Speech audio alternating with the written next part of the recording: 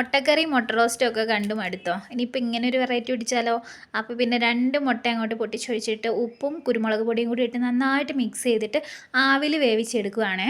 പരീക്ഷണങ്ങൾ ഇങ്ങനെ പലത് ചെയ്യുമ്പോഴാണല്ലോ ഓരോരോ നല്ല നല്ല റെസിപ്പികൾ കിട്ടുന്നത്.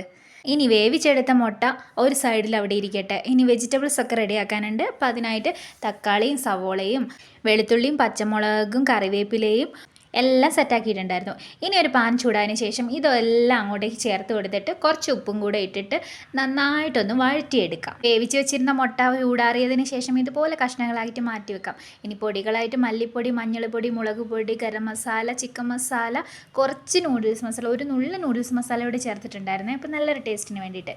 അപ്പോൾ ഇനി തക്കാളിയും കൂടെ ഇട്ടിട്ട് നന്നായിട്ട് യോജിപ്പിച്ചതിന് ശേഷം ഒന്ന് അടച്ച് വെച്ച് ഒന്ന് വേവിച്ച് ഒന്നുകൂടെ ഒന്ന് വഴറ്റിയെടുത്തതിന് ശേഷം നമുക്ക് മുട്ടയും കൂടെ ചേർത്ത് കൊടുത്തിട്ട് ഒന്നുകൂടെ അടച്ച് വെച്ച് വേവിച്ചെടുത്താൽ അടിപൊളി. കഴിച്ചിട്ടാണ് അഭിപ്രായം പറയുന്നത്. കിഡിലൻ ടേസ്റ്റാണേ.